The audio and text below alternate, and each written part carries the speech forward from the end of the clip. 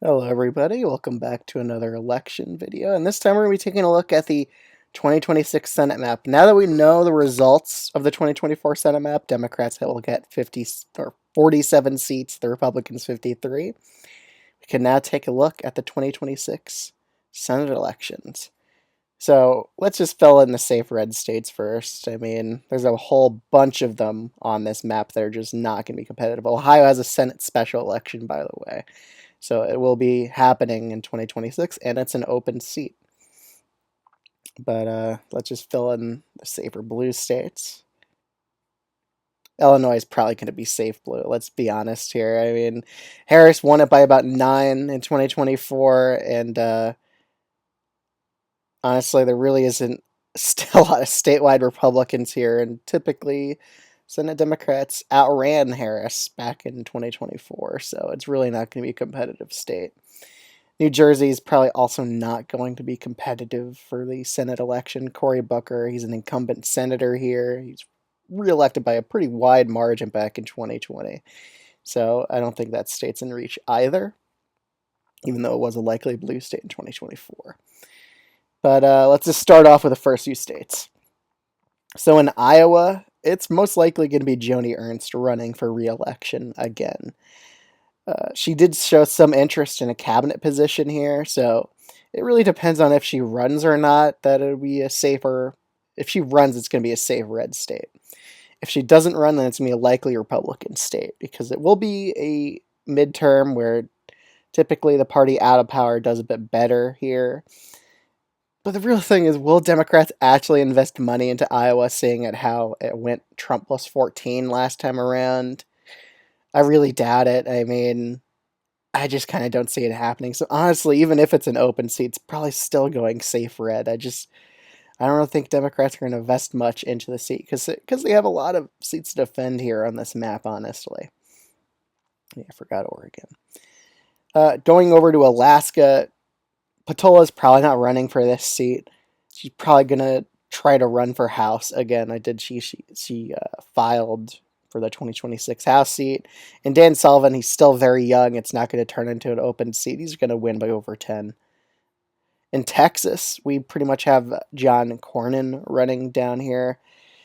Again, he won by a pretty large margin back in 2020, and I don't see him losing at this point. I think he's probably going to end up winning the Senate seat by an over 10% margin. And now and Republicans have already reached their Senate majority just with safe red states alone. In New Mexico, it's probably going to be a likely blue state. Same with Minnesota. I don't think those Democratic incumbents are in all that much trouble. And now we're down to the interesting states. These 7 are the interesting competitive states. We'll start off with Maine. I'm not going to be putting this as a lean blue state right now because Susan Collins has frequently won in very large margins in the past. However, there's a caveat here. She is going to be 73.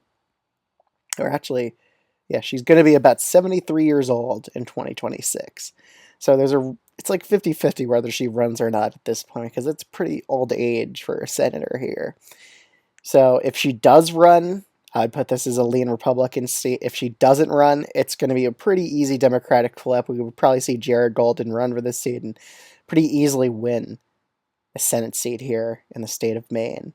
So right now, because it's a 50-50 seat, I'm going to assume she does run for re-election, and that would be a Republican hold, but it will be competitive. Democrats will throw a lot of money at her like last time, and she would probably hold on here, even in a bluish wave here. I think she could probably manage a hold on here, unless Democrats get a very good candidate to run against her, because their last candidate wasn't so good.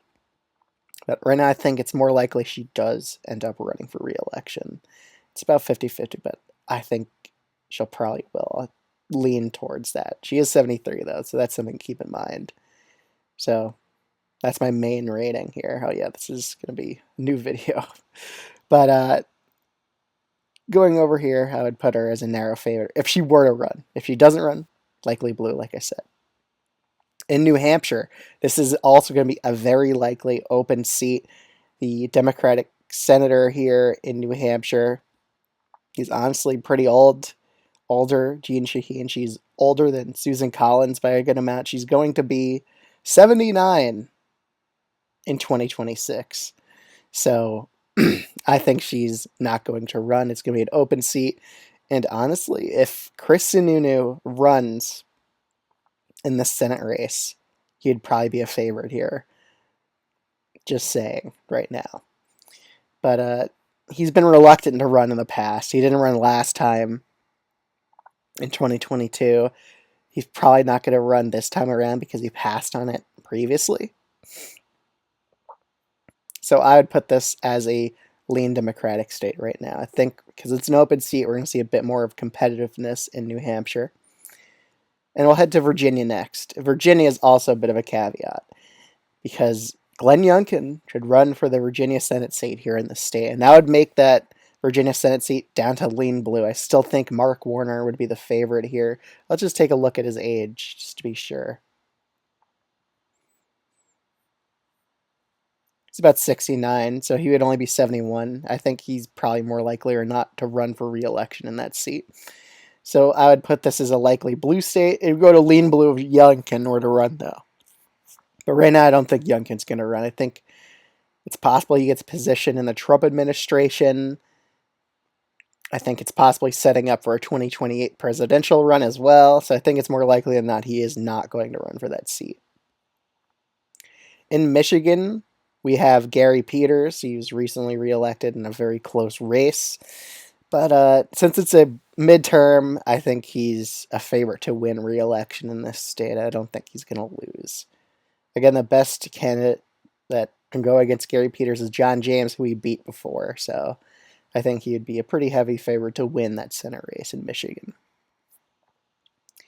Now, in Ohio, it's either going to be likely Republican or lean Republican. It really depends on who runs in this seat. If Vivek runs, then we have a real race in our hand because I just don't think he's a good candidate. And it is a bluer midterm. We'll probably see Tim Ryan run in this seat. There's a potential that Sherrod Brown decides to run here, but it's most likely going to be Tim Ryan. He's a lot younger. But this is a seat that Democrats should maybe consider going after. It's only an R+11 state, unlike Iowa. But I don't think Democrats are really going to win this seat, even in a midterm year, unless like Trump does a really bad job.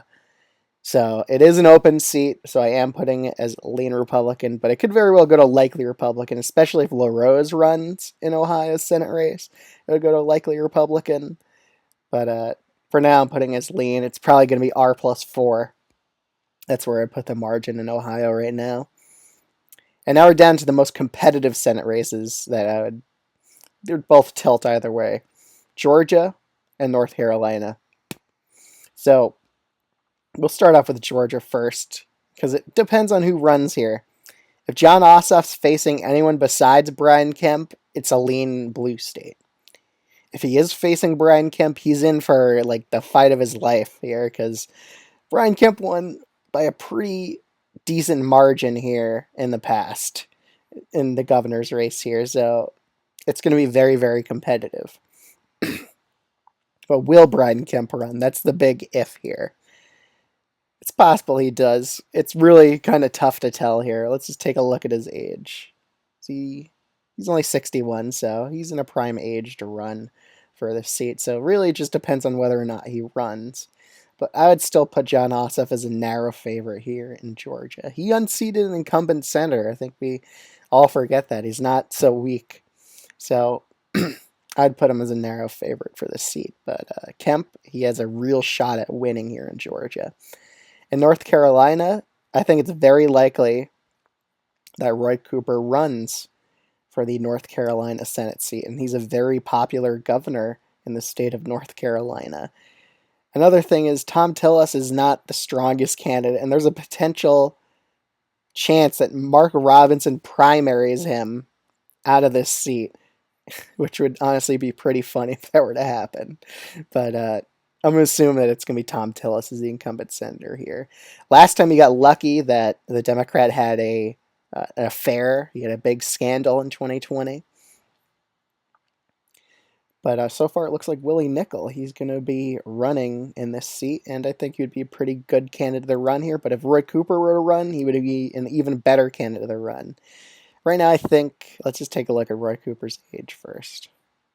He's only 67, he'd be 69. That's still a good age to run for Senate. But I do think Roy Cooper does end up running here in North Carolina. I mean, what else does he have to do? And he did say he ruled himself out for being VP for Harris because he said he would rather run for Senate and take care of his state of North Carolina as governor. So I do think it's very, very likely he runs, and I do think this would be a Democratic flip here. So really, looking at the Senate map, Democrats really don't have the best odds at taking the Senate in 2026. Let's say if Susan Collins doesn't run, then it would get more likely. But even if they somehow win Ohio, let's say they nominate Vivek, there's still just not enough. You need 51 seats for a Senate majority. So really, it's just going to come down to 6 battleground states here: Michigan, New Hampshire, Maine, Ohio, North Carolina, and Georgia. So they don't really have the best avenues to recapture the Senate majority. Texas is basically a safe red state now, so is Iowa, and Alaska is pretty likely going to be safe red. So Democrats could net gain 2 seats here pretty easily. North Carolina and Maine. Maine if Susan Collins doesn't run. So they could get to 49 seats pretty easily. They also could lose some seats if Chris Sununu runs, Brian Kemp runs, if Glenn Youngkin runs. They could put all those seats into contention. They could even lose Senate seats here in 2026. So this map's not even good for Democrats. There's just not enough targets. The 2028 map will be a bit more favorable for them. They could win the Wisconsin Senate seat there. But this is my first 2026 Senate map prediction. It's the first time we're taking a look at it so far. But I think Democrats would at least gain in North Carolina. But there's a lot of races to play out here, and they wouldn't be the heavy favorites in all of them. So that's just my current take on the 2026 Senate map. Let me know what you think of this video in the comments below. What would be your guess on what this map would look like?